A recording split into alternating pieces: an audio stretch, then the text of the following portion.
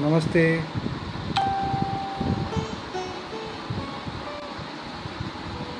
राजस्थान के दक्षिणांचल के डूंगरपुर ज़िले से एक छोटा सा गांव है विकासनगर।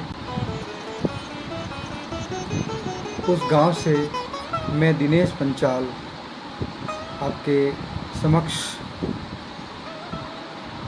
केएल पचौरी प्रकाशन गाजियाबाद के फेसबुक लाइव पेज पर हाजिर हूँ।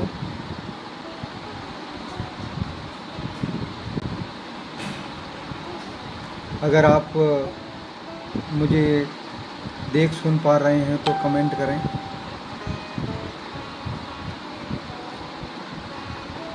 जो भी साथी जुड़ चुके हैं, आप सबका केएल पचौरी प्रकाशन के फेसबुक पेज पर आपका हार्दिक स्वागत, अभिनंदन। मैं दिनेश पंचाल आप सभी का हार्दिक स्वागत करता हूं। आज मैं इस महत्वपूर्ण लाइव प्रसारण की इस श्रृंखला में अपनी एक कहानी प्रस्तुत करूंगा।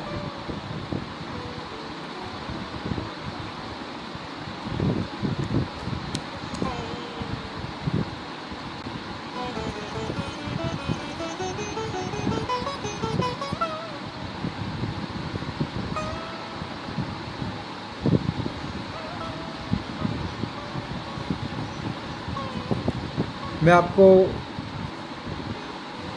बड़े हर्ष के साथ ये बताना चाहता हूँ कि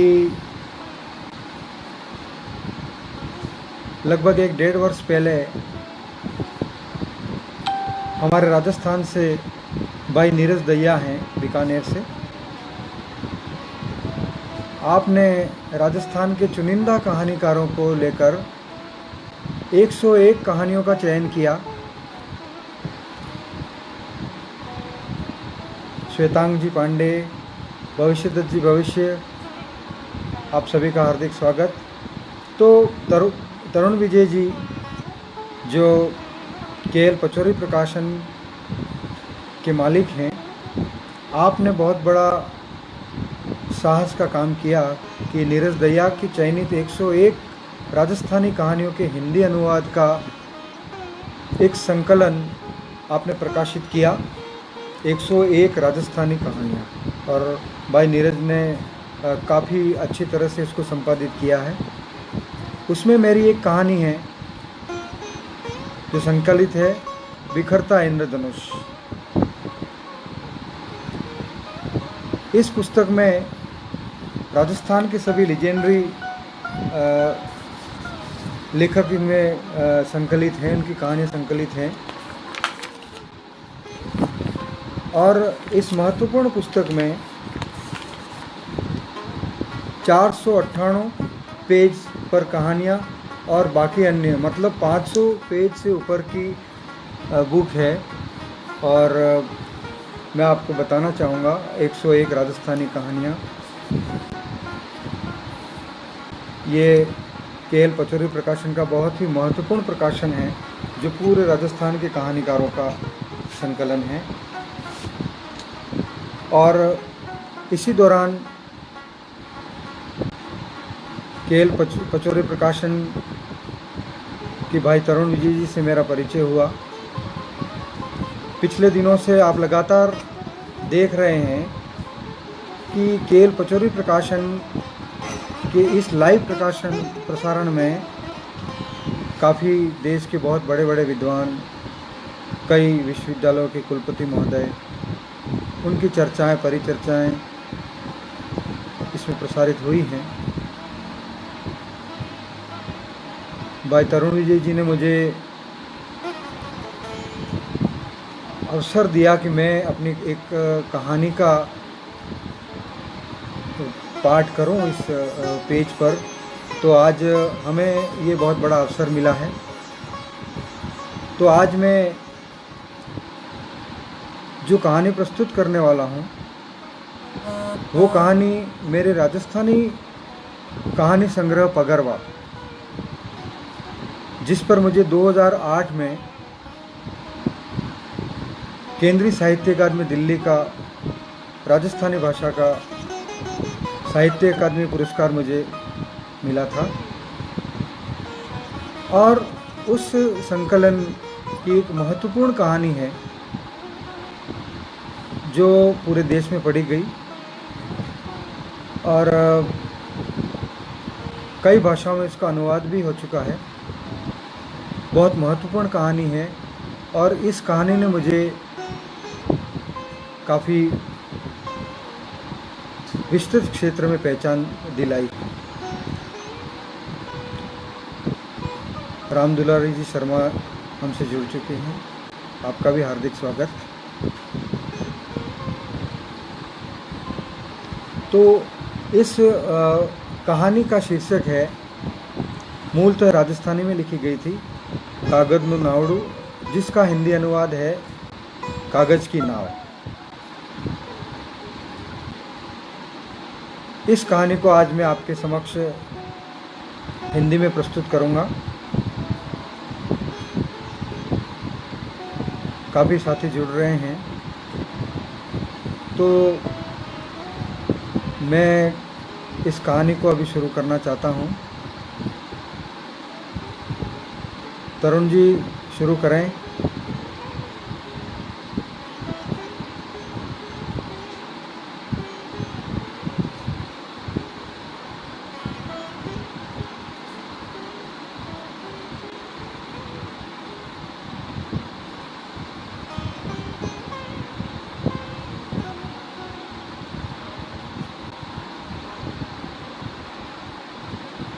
डॉक्टर नवनीत प्रसाद पंड्या जी,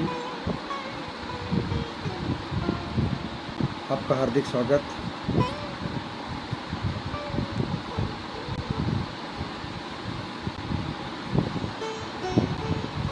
तो पुनः आप सभी का हार्दिक स्वागत केएल पचौरी प्रकाशन के इस पेज पर।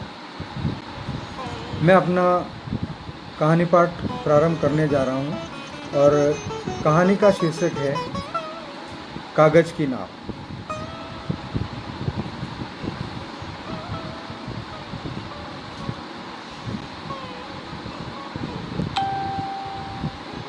कुछ दिनों पूर्व वर्ष भर की तपी हुई धरती पर चौमासे की पहली बारिश हुई थी, लेकिन कुछ समय बाद बारिश का यह पानी सूख गया। फिर भी तालाब, पोखरों और गड्ढों में कहीं कहीं पानी भरा हुआ था। अकाल राहत कार्य भी बंद हो गए। ऐसे में खेती का काम नहीं हो सकता था। लोगों के पास कोई काम नहीं रहा।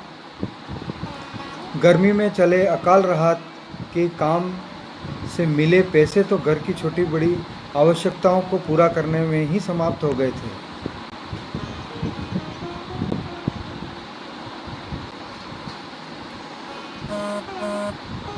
हाँ, काम के बदले में जो गेहूं मिले थे, मात्र वही पेट भरने का आधार था। सिर्फ गेहूं से जिंदगी की गाड़ी चल नहीं सकती। पैसा तो पैसा कहलाता है, पैसे की बराबरी किसी और से हो ही नहीं सकती। संतति से भरे हुए घर का मुखिया अमृतिया काम के अभाव में मरीज सा बन गया था। उसकी दाढ़ी पर छोटे छोटे सफ़ेद बाल उग आए थे। ऐसा लग रहा था जैसे आलस्य का जंगल सा पनप रहा है। अमृतिया की उम्र 40 के लगभग थी, किंतु एक के बाद एक बच्चे जनकर, मजदूरी और खेती के काम करके और बिड़िया फूंक फूंक कर 60 वर्ष के बूढ़े जैसे लग रहा था। उसकी पत्नी हकरी का 7वीं बार पैर भारी हो रहा था। महीने भर में उसके प्रसव होने की संभावना लग रही थी। ऐसी हालत में वह छोटे काम तो कर सकती थी, किंतु भारी काम करने की स्थिति में नहीं थी। अमृतिया के 2 लड़के और 4 लड़कियां तो थे ही, ऊपर से 7वीं संतान और जुड़ने वाली थी। इतने सारे लोगों का बड़ा परिवार। सबसे बड़ी लड़की कमली लगभग 12 वर्ष की थी। वह घर के काम और रोटी सब्जी बना सके ऐसी थी तो क्या, किंतु घर के कामों को करते हुए ऐसी बन गई थी। हकरी का प्रसव होगा तो उसके लिए मीठे पानी का जुगाड़ करना, मेथी और गोंद की खुराक की चिंता, बच्चों के कपड़े खरीदना जैसी कई समस्याएं अमृतिया के मन मस्तिष्क में बिखरे हुए ततैयों की तरह डंक मार रही थी। कल रात को पति पत्नी दोनों में किसी बात को लेकर कहासुनी हो गई थी। रात को अमृतिया भूखा ही सो गया था। अमृतिया बिल्कुल अनमना होकर विचारों में खोया हुआ था कि कहाँ काम पर जाना, कैसे जाना।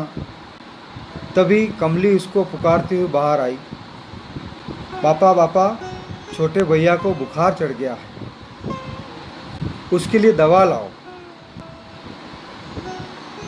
कमली की बात सुनकर वह आंगन में ही चहलकदमी करने लगा। मन में बहुत मंथन किया, किंतु क्या करना, इस बात के लिए कुछ तय नहीं कर पाया। कुछ देर बाद अंदर जाकर बुखार में तप रहे बच्चे के सिर पर हाथ फेरा तो बच्चा ऊंची आवाज में रोने लगा। अमृतिया ने बच्चे को उठाकर सीने से लगा लिया और इसकी पीठ थपथपाता हुआ चुप कराने की कोशिश करने लगा। हिचकियां लेता हुआ बच्चा चुप हो गया। हकरी उतावली होती हुई रसोई से बाहर निकली। झटके के साथ अमृतिया के हाथ से बच्चा छीन लिया। वह दरवाजे के पास बैठ गई और गोद में सुलाकर मुट्ठे में भरे हुए मक्का के दानों से उसकी आँखी उतारी। आँखी एक टोटका होता है, कुछ मक्का के दाने लेकर उसके सिर के ऊपर घुमाया जाता है ताकि उसके ऊपर कोई बला वगैरह हो तो वो उतर जाती है, उसको आँखी कहते। उसने आँखी उतारी और दानों को अपने पल्लू से बांध दिए। बच्चे की हालत देखकर वह रो पड़ी। किंग कर्तव्य विमूढ़ सा अमृतिया एकटक देखता रहा। वह हकरी के पास जाकर बैठने लगा तो हकरी ने उसके हाथ झटक लिए। हकरी रोती हुई बोली, मेरा बेटा बुखार में तप रहा है, क्या डोरे फाड़ कर देख रहे हो? रुपये पैसे कमाने का सोचता नहीं है? कितने दिन हो गए घर में ही बैठे बैठे। अमृतिया कुछ बोल नहीं सका। अपने आप पर कूटता हुआ कसकर दोनों हाथों की मुट्ठियां तानकर खड़ा रह गया।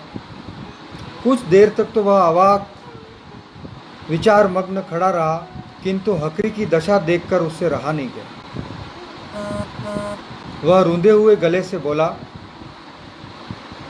सरकारी काम बंद हो गए, हल भी चालू नहीं हुए हैं, कहीं भी कोई काम नहीं चल रहा।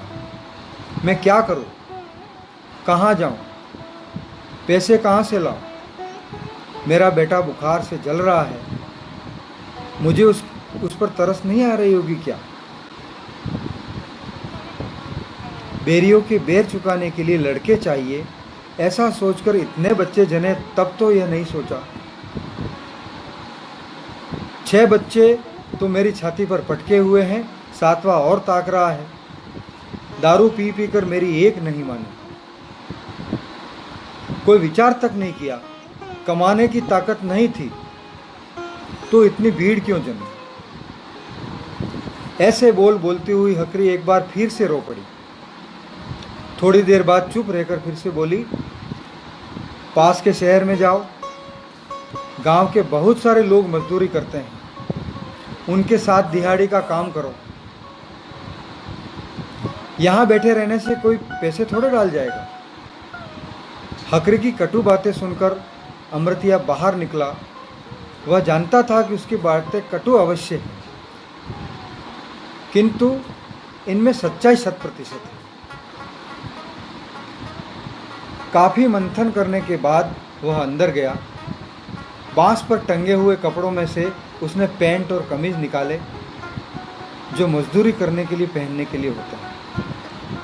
पास में ही खूंटी में टंगी हुई कपड़े की थैली को उतारकर उसमें कपड़े डाले। ओटली पर पड़े हुए कट्टे से उसने बचे कुचे गेहूं निकाले। सिर पर बांधे तौलियों को खोलकर उसकी गांठ बना ली। उसने सभी बच्चों के नाम पुकारकर बुलाया और सभी को दुलार किया। अंत में उसने बड़ी लड़की कमली को गले लगाते हुए कहा, बेटी, मैं दिहाड़ी करने के लिए जा रहा हूँ। कल शाम तक तो मैं भैया की दवा और तुम सब के लिए बिस्कुट और चबेना लेकर शाम को लौट आऊँगा, किंतु देर तक काम करने की दिहाड़ी मिल जाएगी तो दूसरे दिन शाम तक तो आ ही जाऊँगा, नहीं तो अपने गांव के और भी मजदूरों के साथ दवाई और चबेना तो भेज दूंगा। ऐसा कहते हुए अमृतिया की आंखें आंसुओं से छलछला गई। उसका गला भर आया। थोड़ी देर तक तो चुप रह पाया, किंतु उसे शायद कुछ और याद आया, इसलिए पुनः बोला, कमली बेटा, तू सब बच्चों का ध्यान रखना, उनको खुश रखना, बिल्कुल रोने मत देना। तेरी माँ से ज़्यादा काम हो नहीं सकेगा, इसलिए काम में मदद करना। सब बच्चे हक्के बक्के होकर अमृतिया के सामने देख रहे थे। अमृतिया उठा और हकरी की गोद में सोए हुए छोटे बच्चे को दुलार किया। बुखार से कांपते हुए बच्चे ने मुश्किल से आंखें ऊंची करके अमृतिया के सामने देखा। बच्चे की दशा देखकर अमृतिया की आंखें डबडबा गई। आंसुओं की एक दो बूंदें बच्चे के गाल पर भी गिरी। बच्चे के सिर पर हाथ फेरता हुआ वो बोला, बेटा, मैं तेरे लिए दवाई लेकर शाम को आ जाऊंगा। हाँ? अब वह अपने आप को ऊंची आवाज़ में रोने से रोक नहीं पाया। फिर भी अपने रोने पर लगाम लगाने की कोशिश करता हुआ खड़ा हो गया। पोटली पर रखी पोटली और थैली को हाथ में पकड़कर रवाना हो गया। हकरी को देखकर वह रुका और भरे मन से उसके सामने देखकर बोला, मैं जा रहा हूँ, बच्चों का ध्यान रखना। तेरी तबीयत ठीक नहीं है, इसलिए ज़्यादा काम मत करना। कमली को काम बताना। अमृतिया तेज कदमों से बाहर निकल गया। हकरी उसे जाता हुआ देखकर मन ही मन पछताने लगी कि सुबह में बेचारे को जो मन में आया बोल दिया। उसके मन में आया कि रोक कर कह दे कि ठहरो, रोटी बना दूं, साथ में ले जाओ, किंतु फिर सोचा कि जाते समय टोकूंगी तो सुकून बिगड़ जाएंगे। यह भी सोचा कि गेहूं साथ में लिए हैं, उनको बेचकर बस किराए के अलावा पैसे बचेंगे तो कुछ खा पी लेंगे। हकरी बच्चे को लेकर खड़ी हो गई और मन में उमड़ रही भावनाओं को समेटती हुई बोली, बेरी, यह समय ही ऐसा आ पड़ा है तो किसे दोष दे? ऊपर वाले का खेल वही जाने, हम तो ठहरे काले माथे वाले जी। दोपहर को आकाश बादलों से घिरने लगा। कुछ देर बाद पूरा आकाश काला हो गया, जैसे किसी ने काजल पोत दी हो। बिजली कड़कने लगी, हृदय कंपाने वाली गर्जना होने लगी। हवा ठहर सी गई। भरी दोपहरी में अंधेरा सा छा गया। आकाश की तरफ देखते ही डर लग रहा था, मानो पूरा का पूरा आकाश ही धरती पर आ गिरेगा। बस्ती के बाहर कोई अकेला आदमी हो तो डर के मारे मर ही जा। बादलों को देखकर लोगों के मन में खुशियां उमड़ने लगी और थोड़ी देर के बाद तो मेघराजा का तांडव शुरू हो गया। बड़े बड़े छींटे अंधड़ के साथ गिरने शुरू हो गए। पानी का गिरना लगातार बढ़ता ही रहा, रुकने का नाम ही नहीं ले रहा था। पानी खपरेलों के आर पार गिरने लगा। कुछ देर पहले बारिश आने की खुशियां मनाने वाले लोग अब भगवान से प्रार्थना करने लगे कि बारिश रुक जाए। किंतु नीति की नियति को कोई टाल नहीं सकता। पानी गिरता रहा अनवरत। हकरी अपने बच्चों को एक साथ में लेकर अपने घर के उस कोने में दुबक रही थी जहां पानी नहीं टपक रहा था।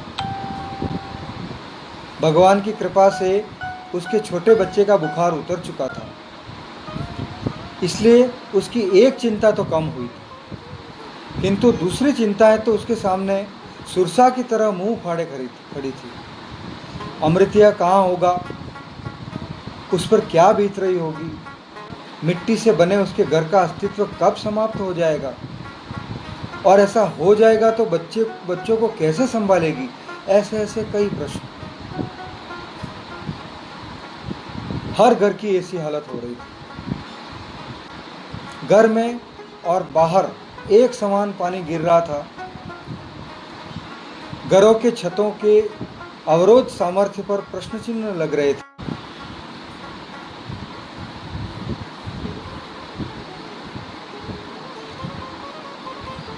बिजली की चमक के साथ टपकता हुआ पानी ऐसा लगता था जैसे पिघली हुई चांदी गिर रही है। हकरी के घर की हिम्मत ने जवाब दे दिया। घर के दाएं भाग वाली दीवार धड़ाम से धराशायी हो गई। छत की बल्लियां और खपरेल भी जमीन पर गिर पड़े।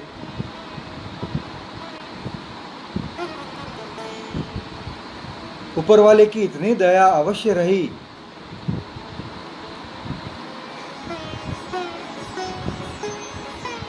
कि जहां हकरी बैठी थी उस स्थान की बल्लियां नहीं गिरी थी। सभी ठंड के मारे कांप रहे थे। बच्चों की कपकपी तो दोहरी थी, एक तो ठंड की, दूसरी भय की। अमृतिया लौट कर नहीं आया था। ऐसे समय में आदमी की हिम्मत जवाब दे जाए तो बेचारी हकरी की क्या बिसात। उस पर जो बीत रही थी वह तो उसका मन ही जान रहा था।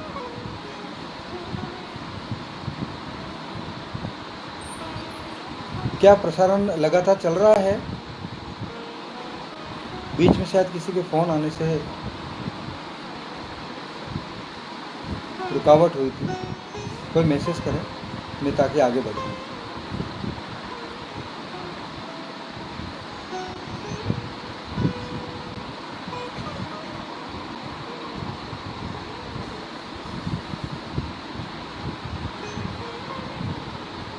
क्या लगातार चल रही है?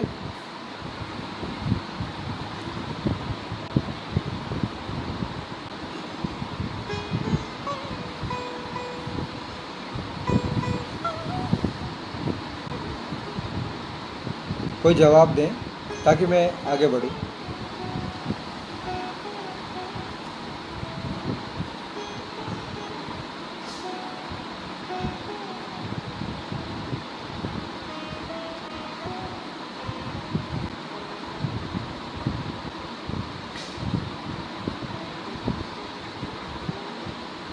पचौरी साहब, क्या प्रसारण लगातार चल रहा है?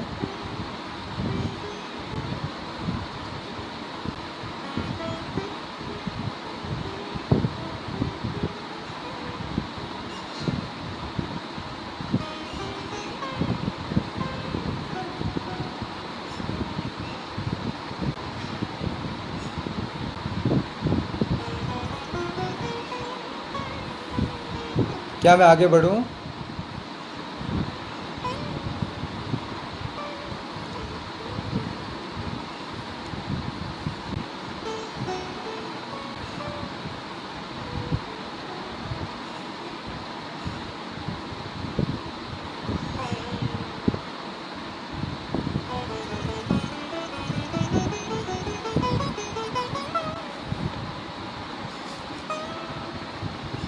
कोई जवाब दें, क्या मैं आगे बढ़ूं?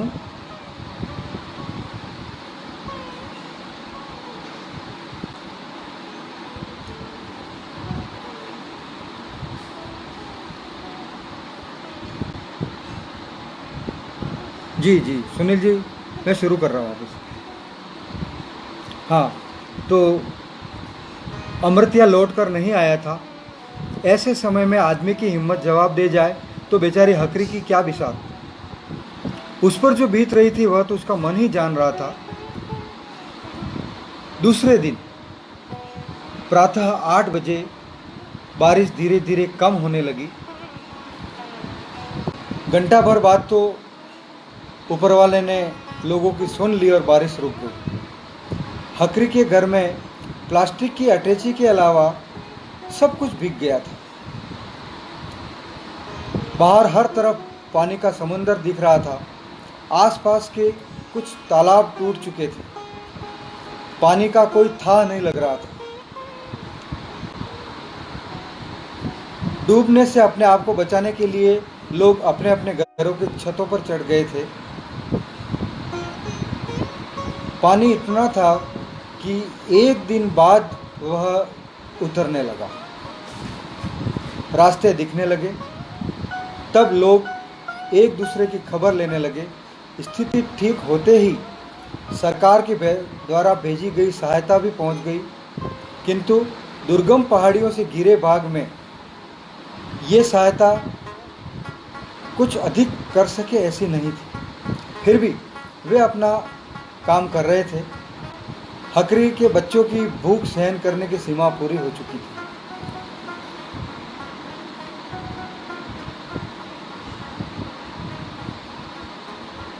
इसलिए उसने पेटी में संभाली हुई एक माचिस निकाली। भीगी हुई लकड़ियां इकट्ठी करके जैसे तैसे गेहूं की घुघरी बना दी। बच्चों ने तो घुघरी खाई, किंतु अमृतिया की चिंता में डूबी हुई हकरी खाने तक का विचार मन में नहीं ला सकी। 3 दिन बाद हर तरफ रोना धोना, हाहाकार और चित्कार मच रहे थे। गांव के कई मजदूरों की लाशें मिली थी। अमृतिया की कपड़े की थैली, छोटे बच्चे की दवा की एक शीशी और कुछ गोलियां आदि लाश के पास पड़े मिले थे, जिससे यह तय हो गया कि अमृतिया बाढ़ में बहकर काल का ग्रास बन गया होगा। गांव का हर व्यक्ति जानता था कि अमृतिया को तैरना नहीं आता, क्योंकि जब वो छोटा था तब उसके मित्र उसे तैरना सिखाने के लिए ले जाते, लेकिन वह डरकर भाग जाता। उसका पिता अमृतिया की यह दशा देखकर मन ही मन दुखी होता, क्योंकि तैरना नहीं जानने वाले व्यक्ति का ग्रामीण जीवन में कोई खास महत्व नहीं होता। तालाब से पशु बाहर निकालना, भिंडी दबाना, कुमुदनी के टिमरू और जड़ों से लौंड निकालना, जेंडे कमल की जड़ें निकालना और मछली मारना जैसे कई काम करने पड़ते थे, जिनके लिए तैरना आना आवश्यक होता।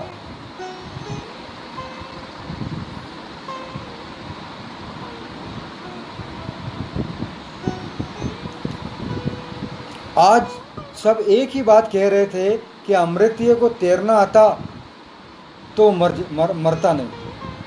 उसकी मौत की खबर मिलते ही उसके घर में त्राही मच गई। ऐसी त्राही कि कोई वज्र के सीने वाला व्यक्ति भी पिघलकर मोम का पानी हो जाए। उधर अमृतिया जिस समय बाजार पहुंचा, उसे एक दुकान में हम्माली का काम मिल गया था। दोपहर तक उसने अपना काम पूरा कर लिया, इसलिए उसको पैसे भी मिल गए थे। उसने बच्चे के लिए दवाई की एक शीशी और कुछ गोलियां दुकानदार से पूछकर ले ली। जितने पैसे बचे उनसे सब बच्चों के लिए खारे दाने, भुंगड़े और बिस्कुट का एक पैकेट खरीदा। उसने आकाश में उमड़ रहे बादल देख लिए थे, इसलिए दुकानदार से प्लास्टिक की 2 थैलियां मांगकर दवाई और खाने की सामग्री को अलग अलग पैक कर दिया। अमृतिया ने सोचा कि अभी दिन आधा बाकी है, कहीं और काम मिल जाए तो ठीक। वह बाजार में गया, कोशिश भी की, किंतु बारिश की आशंका को देखते हुए किसी ने भी कोई काम नहीं दिया। अमृतिया अपने गांव के पास होकर जाने वाली बस में बैठने के लिए बस अड्डे पर आया। किस्मत से बस लगी हुई थी। ठसाठस भरी बस में पांव रखने तक की जगह नहीं थी। गांव के कुछ मजदूर बस से ऊपर जंगले पर बैठे हुए थे। उनको देखकर उसने एक से पूछा, अरे रामला भाई, मैं बैठूं, इतनी जगह है क्या? हाँ अमृतिया भाई, तू बैठ सके इतनी जगह तो जैसे तैसे कर देंगे। तू तेरे हाथ वाली थैलियां हमको थमा दे और धीरे से ऊपर आ जा। ऊपर बैठे हुए रामा ने कहा। रामा की बात सुनकर अमृतिया खुश हो गया, क्योंकि भेड़ बकरियों की तरफ भरी हुई बस में उसके बैठने की व्यवस्था जो हो गई थी। उसने थैलियां रामा को थमा दी। अमृतिया ने बस के ऊपर चढ़ने के लिए अपना पांव सीढ़ी पर रखा ही था कि उसका पांव कंडक्टर ने पकड़ लिया। उसने कंडक्टर की ओर देखा और बोला, अरे भाई, मेरा पांव क्यों पकड़ लिया? काका, तुम्हारा पांव पकड़ तुम्हें नीचे थोड़े गिराने हैं। मुझे तो किराए के पैसे दे दो और बस पर चढ़कर बैठ जाओ, सम्मान से कंडक्टर बोला। अमृतिया नीचे उतरा।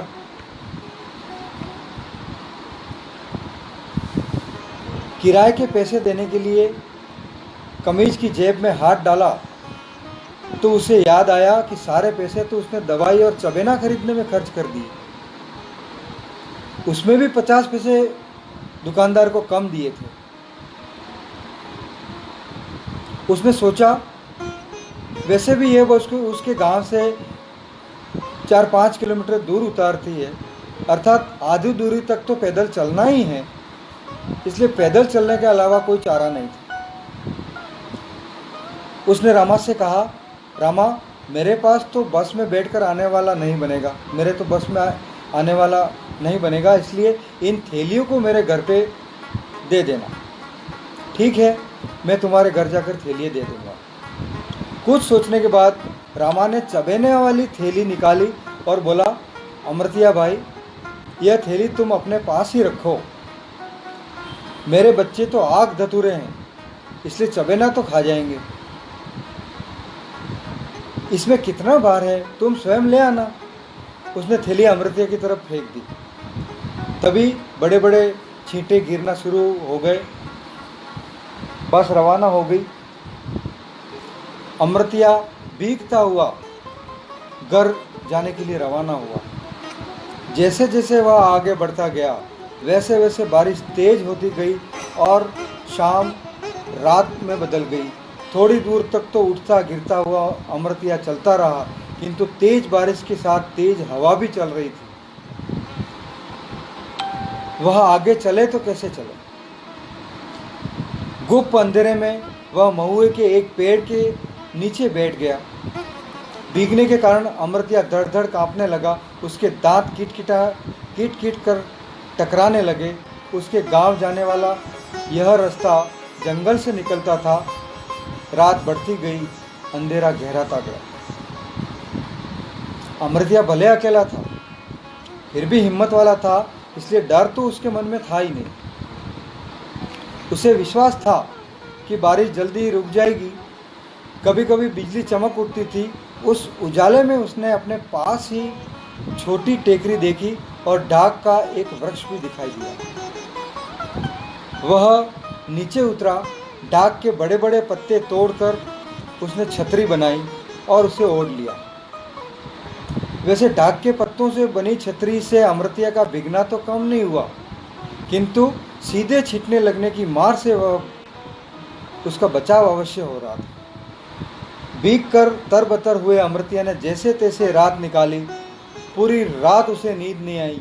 फिर भी दिन निकलने के ठीक 1 घंटा भर पहले उसे झपकी आ गई और थकान के कारण उसे नींद आ गई। सुबह जब उसकी आंख खुली तो उसने देखा कि जिस मेघ बाबा के तांडव के रुकने की प्रतीक्षा में उसने रात निकाल दी, वे तो अभी भी उसी ताल में हैं। उसके चारों ओर दृष्टि दौड़ाई तो उसे पानी का समंदर दिखाई दिया। जिस टेकरी पर उसने रात गुजारी थी वह एक छोटे से टापू की तरह दिखाई दिया। पानी तेज वेग से बह रहा था, इसलिए तैरने के बारे में सोचा भी नहीं जा सकता था। वैसे भी उसे तैरना आता नहीं था, इसलिए यहाँ से निकलने का तो कोई प्रश्न ही नहीं था। जैसे तैसे स्वयं को जिंदा रखने की लालच में उसने 2 रातें और 2 दिन निकाले। शायद ऊपर वाला उसे जीवित रखना चाहता था, इसलिए रामा के हाथ से चबेने वाली थैली उसको वापस मिली थी। यह चबेना खाकर ही उसने समय निकाला, नहीं तो अमृतिया भूख से मर ही जाता। मरता नहीं तो अधमरा तो हो ही जाता। चबेना खाते समय उसे अपने बच्चों की बहुत याद आई, किंतु सोचा कि अपने परिवार के लिए तो जीवित रहना है। वैसे इतना खाने से एक समय का पेट नहीं भर सकता, किंतु थोड़ा आधार मिल गया। तीसरे दिन जब पानी थोड़ा उतरा, तब अमृतिया के प्राण ठिकाने लगे। कई तालाबों के टूट जाने से पानी रास्ता नहीं दे रहा था। शाम तक पानी काफ़ी उतर गया। अमृतिया पानी में उतर सके ऐसा तो फिर भी नहीं हुआ था। अपने परिवार की याद और चिंता में रो रो कर उसकी आंखों में सूजन आ गई थी। अपने नहीं निकल पाने की लाचारी में जब उसे सहा नहीं गया, तब उसने जोर से आवाज़ लगाई, अरे कोई मुझे बचाओ बचाओ। किंतु जहाँ हर किसी को स्वयं को बचाने की पड़ी हो, वहाँ कौन बचाने आता। थक कर निराश अमृतिया दोनों घुटनों के बीच सिर छुपाकर अपनी दुर्दशा पर रोता हुआ भगवान से स्वयं को बचाने के लिए प्रार्थना कर रहा था। काफ़ी देर तक वह ऐसी स्थिति में बैठा रहा। तभी उसे आसपास कहीं सरसराहट सुनाई दी। एक बार तो उसने ध्यान नहीं दिया, किंतु सरसराहट कुछ ज़्यादा ही सुनाई देने लगी। पीछे मुड़कर देखा, उसकी आंखें फटी की फटी रह गई। वहाँ पर एक लंबा काला सांप मेढक को निगलने की कोशिश कर रहा था। वह डर के मारे कांप रहा था।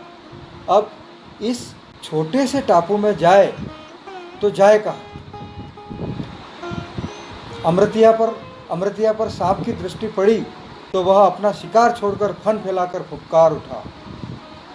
सांप अमृतिया से और अमृतिया सांप से डर रहा था। बचने के लिए वह डूबने की परवाह किए बिना पानी में कूद पड़ा। एक मुसीबत से छुटकारा पाने के लिए दूसरी मुसीबत में फंस गया। डूबता बचता गिरता उठता वह वहां से निकलने की जद्दोजहद करने लगा। अब उसे पक्का विश्वास हो गया कि भगवान भी नहीं बचा सकेगा। किंतु अचानक उसे लगा कि उसके पांव जमीन से छू रहे हैं। पांव जमीन पर टिकाकर लड़खड़ाकर खड़ा हो गया। जीवन और मृत्यु के बीच संघर्ष करता हुआ अंधेरा होने से पहले अपने घर के पीछे बह रहे नदीनुमा नाले के उस पार पहुंचा। अमृतिया ने आंखें मूंद कर भगवान का धन्यवाद किया और एक लंबा निश्वास लिया। अपने मुंह पर हाथ फेर कर यह तसल्ली कर ली कि वह वाकई जीवित है। उसने पानी से तर शरीर से पानी पोंछा। अब उसे विश्वास हो गया कि वह अपने बच्चों को देख सकेगा। दूर से उसने अपने घर को देखा तो उसके घर की एक दीवार ढही हुई दिखाई दी। उसके पाँवों में तो जैसे अगन ही लग गई कि अभी दौड़कर अपने घर पहुंच जाए। उस लालच में उसके कदम बढ़ भी गए, किंतु नदी के समान बहते हुए नाली के तेज बहाव ने उसके पांव रोक लिए। उसके घर के बीच में यह नाला ही एक बाधा के रूप में था।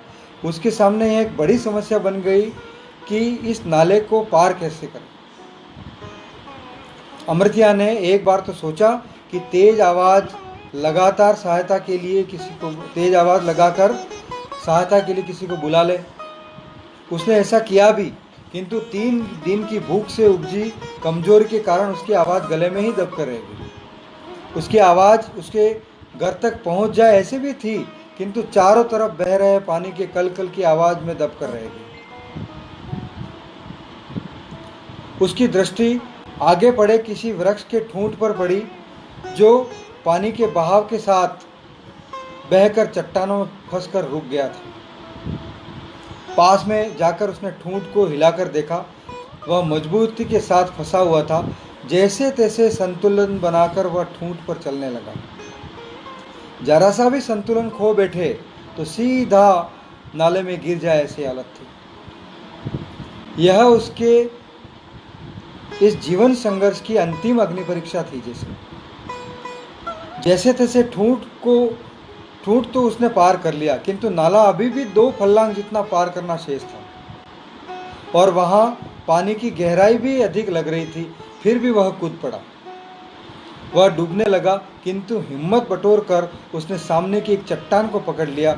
उसका सहारा लेकर वह नाले से बाहर निकल गया। अब उसके घर पहुंचने के लिए सीधा पथरीला ढलान ही चढ़ना शेष रह गया था। एक कुशल पर्वतारोही की तरह ढलान भी उसने पार कर ली। अपने घर के पिछवाड़े तक वह पहुंच गया। ढहती हुई दीवार के पास गया। गिरी हुई दीवार देखकर उसे बहुत दुख हुआ, किंतु अब तो मैं जिंदा लौट कर आ गया हूँ, सब कुछ ठीक कर दूंगा, यह सोचकर वह आगे बढ़ा। अंधेरा हो चुका था। उसने अपने घर के आंगन की तरफ झांका। उसने देखा कि लालटेन का मध्यम उजाला हो रहा है। लोगों की भीड़ लगी हुई है। उसकी पत्नी, बच्चे और कुटुंब भी उसका नाम लेकर रो रहे हैं। पास ही एक अफसर बैठा है। पटवारी, सचिव और सरपंच सभी मिलकर दिलासा देते हुए चुप करा रहे हैं। यह दृश्य देखकर आश्चर्य से उसका मुंह फटा का फटा रह गया। वह समझ गया कि उसकी मृत्यु का शोक मनाया जा रहा है। अपनी मृत्यु की त्राही अपनी आंखों से देखकर उसकी सहन शक्ति जवाब दे गई। बोलने के लिए अपना मुंह खोलना चाहा, तभी पटवारी कुछ कागजात लेकर खड़ा हुआ। छाती पीट कर रो रही हकरी के पास जाकर ढाढ़स बंधाते हुए बोला, भाभी, अब रोने से कुछ भी नहीं होने वाला। अमृतिया बाई की मौत और तुम्हारे घर के नुकसान को देखते हुए सरकार ने तुम्हारे परिवार के लिए 1 लाख रुपये मंजूर किए। अपनी मौत की एवज में 1 लाख रुपये मिलने की बात सुनकर अमृतिया की आंखों से आंसुओं का सैलाब उमड़ पड़ा। रोते हुए अपने मुंह से आवाज निकल जाएगी, यह सोचकर उसने अपना मुंह दोनों हाथों से भींच कर दबा लिया। अमृतिया के सामने नियति ने कैसे विडंबना कर दी थी। बेचारा जीवन और मृत्यु के बीच एक महायुद्ध सा जीतकर जिंदा घर लौटा था और यहाँ आकर यह सब देखना पड़ा। उसके जी में आया कि अभी दौड़कर अपने बच्चों के पास पहुंच जाए और छाती से लगा ले। हकरी को कह दे कि वह जिंदा है, रोए नहीं, पर वह ऐसा करे तो कैसे? ऐसा कर ले तो सबको मालूम हो जाएगा कि वह जिंदा है। उसके परिवार को मिलने वाले रुपये हाथ से निकल जाएंगे। इतने रुपये तो वह 10 जन्मों तक भी मजदूरी करेगा, तब भी एक साथ में देख नहीं पाएगा। अमृतिया मन ही मन विनती करने लगा, हे भगवान, तूने यह कैसा समय दिखा दिया है। ऐसा समय दिखाने के लिए मुझे मौत के दरिया से बाहर निकाला। मेरे ऊपर बिजली क्यों नहीं गिरा दी? उस सांप से डसवा क्यों नहीं लिया? नाला पार करते समय उस ठूंठ को खिसका क्यों नहीं दिया? वह रोता हुआ थोड़ा और आगे बढ़ा। उसने भीड़ के पीछे खड़े होकर पुनः बच्चों और हकरी पर दृष्टि डाली तो वह और भी दुखी हो गया। उसने आंखें बलपूर्वक भींचकर बंद की तो आंसू इस प्रकार से निथर आए जैसे किसी ने भीगे हुए कपड़े को बलपूर्वक निचोड़ दिया। एक बार फिर से उसने प्रार्थना की, हे भगवान, मेरा परिवार मुझसे 2 कदमों की दूरी पर है, पर यह कैसी विडंबना है कि मैं चाहकर भी उनसे मिल नहीं सकता। इस भवसागर में मनुष्य के कर्म और भाग्य दोनों मिलकर जब गरीबी का वर्ण करते हैं तो वह कागज की नाव बनकर ही रह जाता है। और कागज की नाव कितने दूर तक तैर सकती है। उसने भारी मन से आंखों से बह रहे आंसुओं को साफ किया और सबको निर्निमेष देखता रहा। उसने देखा कि उसकी बड़ी बेटी कमली उसकी तरफ बढ़ी चली आ रही। उसने उल्टे कदम भरना शुरू किया। कमली जल्दी जल्दी कदम भर रही थी और अमृतिया धीरे धीरे पीछे की ओर डग भर रहा। इसलिए कमली उसके बहुत पास में आ गई। कमली की दृष्टि अचानक अपने पिता पर पड़ी तो ऊंची आवाज में उसके मुंह से निकल पड़ा, पापा। कमली की आवाज सुनकर सब लोग एक साथ खड़े होकर उसी तरफ भागे। यह सब देखकर अमृतिया का पीछे डग भरना और तेज हो गया। उसी उहापोह में एक पत्थर से उसका पांव टकरा गया। गिरते गिरते उसके मुंह से ऊंची आवाज में कमली शब्द के साथ एक हृदय विदारक चीख निकल पड़ी और यह आवाज नाले में बहते हुए पानी के कल में डूब कर रह गई। यह आवाज नाले में बहते पानी के कल में डूब के रह गई। तो यह थी मेरी कहानी कागज की नाव।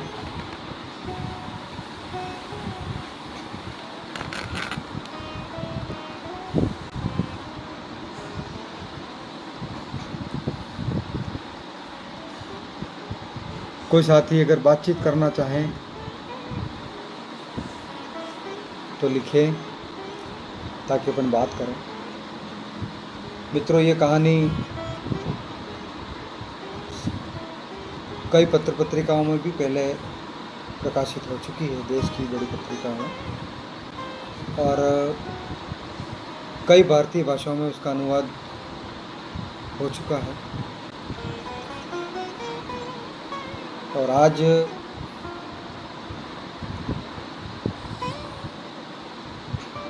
केएल पचौरी प्रकाशन ने मुझे बहुत बड़ा अवसर दिया कि इस कहानी को मैं इस पटल के माध्यम से लाइव पहुंचाऊं। तो इस अवसर को पाकर मैं पचौरी प्रकाशन, केएल पचौरी प्रकाशन का बहुत बहुत आभारी हूँ कि मुझे इतना बड़ा अवसर दिया। क्योंकि मैं जिस क्षेत्र से आ रहा हूँ वह क्षेत्र राजस्थान के बिल्कुल दक्षिण में, जिसे वागड़ कहा जाता है, वहाँ से हूँ मैं। और वहाँ साहित्यिक गतिविधियाँ जो राष्ट्रीय स्तर पर चलती हैं वो बहुत कम पहुँच पाती हैं।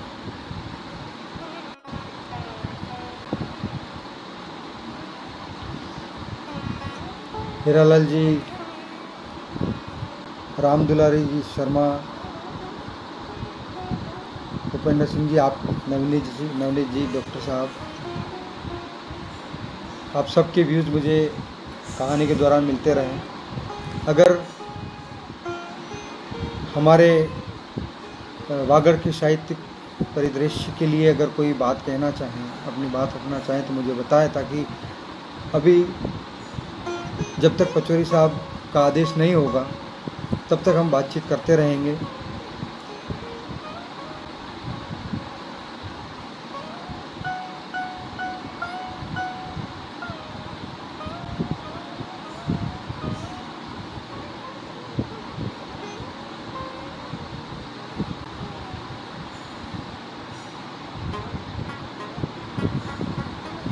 तो पचौरी साहब, सत्र को यहाँ समाप्त किया जाए।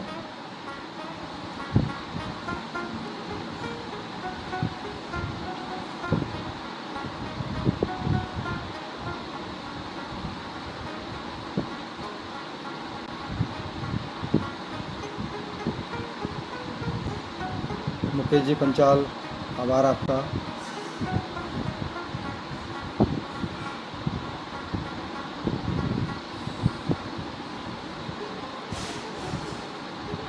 जी तो पुनः आप सभी का आभार। केएल पचौरी प्रकाशन की पूरी टीम का बहुत बहुत आभार। उपेंद्र सिंह जी, बिल्कुल कहानी पाठ का ये क्रम आगे चलेगा। तो लाइव पटल जितने भी हैं, जहाँ जहाँ भी आग्रह हुआ तो हम पहुँचेंगे। पुनः आप सभी का आभार। पचौरी प्रकाशन की पूरी टीम का बहुत बहुत हार्दिक आभार। नमस्ते, धन्यवाद।